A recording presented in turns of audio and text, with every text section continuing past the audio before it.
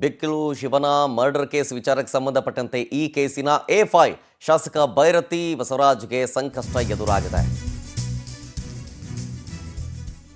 ನಿರೀಕ್ಷಣಾ ಜಾಮೀನು ಅರ್ಜಿ ವಜಾಗೊಂಡ ಬೆನ್ನಲ್ಲೇ ಶಾಸಕ ಭೈರತಿ ಬಸವರಾಜ್ಗೆ ಸಿಐಡಿ ತಂಡ ಬಲೆ ಬೀಸ್ತಾ ಇದೆ. ಯಾವುದೇ ಕ್ಷಣದಲ್ಲಿ ಬೇಕಾದರೂ ಭೈರತಿ ಅರೆಸ್ಟ್ ಆಗೋ ಸಾಧ್ಯತೆ ಇದೆ.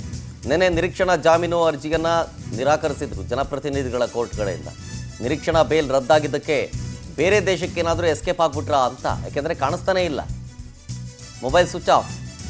3 ಜನ ಸಿಐಡಿ ಅಧಿಕಾರಿಗಳ ತಂಡ ಭೈರತಿಗಾಗಿ ತಲಾಶ್ ಮಾಡ್ತಾ ಇದ್ದಾರೆ ಪುಣೆ, ಮಹಾರಾಷ್ಟ್ರ, ಗೋವಾ ಕಡೆಗಳಲ್ಲಿ.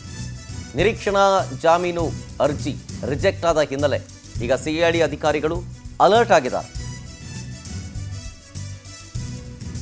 ಲುಕೌಟ್ ನೋಟಿಸ್ ಹೊರಡಿಸುವ ವಜಾಬೆನ್ನಲ್ಲೇ, ಜಾಮೀನು ಅರ್ಜಿಯ ವಜಾಬೆನ್ನಲ್ಲೇ ಸಿಐಡಿ ಟೀಮ್ ಮಾಜಿ ಸಚಿವರ ವಿರುದ್ಧ ಲುಕೌಟ್ ನೋಟಿಸನ್ನು ಜಾರಿ ಮಾಡಿದ್ದಾರೆ. ಡೀಟೇಲ್ಸ್ ಕೊಡ್ತಾರೆ ಇದ್ರ ಬಗ್ಗೆ ನಮ್ಮ ಪ್ರತಿನಿಧಿ ವೆಂಕಟೇಶ್ ಫೋನ್ ಸಂಪರ್ಕದಲ್ಲಿ. ವೆಂಕಟೇಶ್, ಶಾಸಕರು ಎಲ್ಲಿದ್ದಾರೆ, ಏನು ಮಾಡ್ತಿದ್ದಾರೆ ಅನ್ನೋದು ಗೊತ್ತಿಲ್ಲ, ಫೋನ್ ಸ್ವಿಚ್ ಆಫ್ ಮಾಡ್ಕೊಂಡಿದ್ದಾರೆ, ಮೊನ್ನೆಯಷ್ಟೇ ಗೋವಾ, ಮಹಾರಾಷ್ಟ್ರ ಕಡೆ ಓಡಾಡ್ತಿದ್ದಾರೆ ಅನ್ನೋದಿತ್ತು. ಈಗ ಲುಕೌಟ್ ನೋಟಿಸ್ ಹೊರಡಿಸಿದ್ದಾರೆ. ಈ ಒಂದು ಪ್ರಕ್ರಿಯೆ ವಿಚಾರಕ್ಕೆ ಸಂಬಂಧಪಟ್ಟಂತೆ, ಜೊತೆಗೆ ನಿನ್ನೆ ಆದಂತಹ ಕೋರ್ಟ್ ಕಲಾಪದ ವಿಚಾರಕ್ಕೆ ಸಂಬಂಧಪಟ್ಟಂತೆ ಹೇಳೋದಾದ್ರೆ,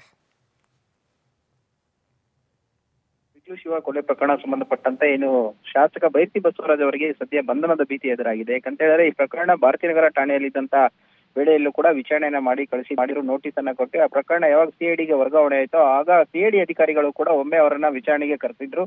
ಆದ್ರೆ ಅವರು ವಿಚಾರಣೆಯ ಸಂದರ್ಭದಲ್ಲಿ ಈ ಪ್ರಕರಣಕ್ಕೂ ತನಗೂ ಯಾವುದೇ ರೀತಿಯಾದಂತ ಸಂಬಂಧ ಇಲ್ಲ ಅನ್ನುವಂತ ಹೇಳಿಕೆಗಳನ್ನ ಕೊಟ್ಟರು. ಯಾವಾಗ ಜಗದೀಶ A1 ಆರೋಪಿ ಇದ್ದಾನೆ, ಆತನನ್ನ ವಶಕ್ಕೆ ಪಡೆದ ವಿಚಾರಣೆಯ ಸಂದರ್ಭದಲ್ಲಿ ಶಾಸಕರ ಜೊತೆ ಇರುವಂತಹ ಕಾಂಟ್ಯಾಕ್ಟ್ ಮತ್ತು ಈ ಕೊಲೆ ಹಿಂದಿನ ರಾಶಿ ಏನು ಅನ್ನೋದ್ರ ಬಗ್ಗೆ ಕೂಡ ಹೇಳಿದ್ದ. ಹಾಗಾಗಿ ಆ ಒಂದು ಆಧಾರದ ಮೇಲೆ ಕೂಡ ಸಿಐಡಿ ಅಧಿಕಾರಿಗಳು ನಿರೀಕ್ಷಣಾ ಜಾಮೀನು ಹೈಕೋರ್ಟ್ ಏನ್ ನೀಡಿತ್ತು ಅದನ್ನ ವಜಾ ಮಾಡಿ ಶಾಸಕರು ತಮ್ಮ ವಿಚಾರಣೆಗೆ ಅವಶ್ಯಕತೆ ಇದೆ, ಕೊಲೆ ಪ್ರಕರಣದಲ್ಲಿ ಅವರ ಹೆಸರು ಕೂಡ ಕೇಳಿ ಬಂದಿರೋ ಹಿನ್ನೆಲೆಯಲ್ಲಿ ಅವರ ವಿಚಾರಣೆಗೆ ಅವಶ್ಯಕತೆ, ಹಾಗಾಗಿ ನಿರೀಕ್ಷಣಾ ಜಾಮೀನು ಏನು ಬಲವಂತದ ಕ್ರಮವನ್ನ ತೆಗೆದುಕೊಳ್ಬಾರ್ದು ಅಂತ ಏನ್ ಹೇಳಿತ್ತು ಅದನ್ನ ರಿಜೆಕ್ಟ್ ಮಾಡಿ ತಮಗೆ ವಶಕ್ಕೆ ಕೊಡಬೇಕು ಅಂತ ಹೇಳಿ ಆಗ ಅವರು ನಿರೀಕ್ಷಣಾ ಜಾಮೀನು ಅರ್ಜಿಯನ್ನು ಕೂಡ ತಿರಸ್ಕರಿಸಿತ್ತು. ಆಗ ಜನಪ್ರತಿನಿಧಿಗಳ ನ್ಯಾಯಾಲಯಕ್ಕೆ ಕೂಡ ನಿನ್ನೆ ಒಂದು ಅರ್ಜಿಯನ್ನ ಕೂಡ ಹಾಕೊಂಡಿದ್ರು, ಅದು ಕೂಡ ತಿರಸ್ಕಾರ ಆಗಿರುವಂತದ್ದು. ಯಾಕಂದ್ರೆ ಒಂದು ವೇಳೆ ಏನಾದ್ರೂ ಈ ರೀತಿಯಾದಂತಹ ತೀರ್ಪುಗಳನ್ನ ಬಂಧನದ ಕ್ರಮವನ್ನ ತೆಗೆದುಕೊಳ್ಬೇಡಿ ಅಂತ ಹೇಳಿದ್ದೆ ಆದ್ರೆ ಜನರಿಗೂ ಕೂಡ ನ್ಯಾಯಾಲಯದ ಮೇಲೆ ಒಂದು ರೀತಿಯಾದಂತಹ ಅಭಿಪ್ರಾಯಗಳು ಬರಬಹುದು, ಶಾಸಕರಿಗೆ ಒಂದು ನ್ಯಾಯ, ಸಾಮಾನ್ಯರಿಗೆ ಒಂದು ನ್ಯಾಯ ಅನ್ನುವಂಥದ್ದು. ಆದ್ರೆ ಆ ರೀತಿ ಆಗ್ಲಿಲ್ಲ.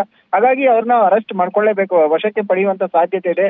ಹಾಗಾಗಿ ಎಲ್ಲೇ ಇದ್ರೂ ಕೂಡ ಅವ್ರನ್ನ ವಿಚಾರಣೆಗೆ ಹಾಜರಾಗಿ ಅಂತ ಹೇಳಿದ್ರು, ಆದ್ರೆ ಬರ್ಲಿಲ್ಲ. ಈಗ ಅರೆಸ್ಟ್ ಮಾಡ್ಕೊಳ್ಳೋದು ಒಂದೇ ಬಾಕಿ ಇರುವಂತದ್ದು. ಆದ್ರೆ ಅವರು ಏನು ಒಂದು ಅಧಿವೇಶನಕ್ಕೆ ಹೋದಂತಹ ಸಂದರ್ಭದಲ್ಲಿ ವಾಪಸ್ ಬಂದಿರ್ಲಿಲ್ಲ. ಈ ವಿಚಾರಗಳು ಹೊರಗಡೆ ಬರ್ತಿದ್ದಂತೆ ಕೂಡ ಅವರು ಎಸ್ಕೇಪ್ ಆಗಿದ್ರು. ಸದ್ಯ ಈಗ ಪುಣೆ, ಮಹಾರಾಷ್ಟ್ರ ಸೇರಿದಂತೆ ಗೋವಾ ರಾಜ್ಯಗಳಲ್ಲೂ ಕೂಡ ಅವ್ರು ಇರಬಹುದು ಅನ್ನುವಂತ ಶಂಕೆಯಲ್ಲಿ 3 ವಿಶೇಷ ಸಿಐಡಿ ತಂಡಗಳು ಕೂಡ ಅವರಿಗಾಗಿ ತಲಾಶನ್ನ ನಡೆಸ್ತಾ ಇದ್ದಾರೆ. ಆದ್ರೆ ಎಲ್ಲಿದ್ದಾರೆ ಅನ್ನೋದ್ರ ಬಗ್ಗೆ ಸದ್ಯ ಎಲ್ಲಿ ಕೂಡ ಮಾಹಿತಿಗಳು ಲಭ್ಯ ಆಗ್ತಾ ಇಲ್ಲ. ಸೊ ಈಗ ಇವತ್ತು ಅಥವಾ ನಾಳೆ ಅವ್ರನ್ನ ವಶಕ್ಕೆ ಪಡೆಯುವ ಸಾಧ್ಯತೆ ಇದೆ. ಅವರ ಮುಂದಿನ ಏನೊಂದು ಕಾರ್ಯ ಏನಿದೆ ಅನ್ನೋದ್ರ ಬಗ್ಗೆ ಕೂಡ ಕಾದು ನೋಡ್ಬೇಕಾಗಿರುವಂತಹದ್ದು Sharath. Okay, thank you Venkatesh ಡೀಟೇಲ್ಸ್ಗಾಗಿ.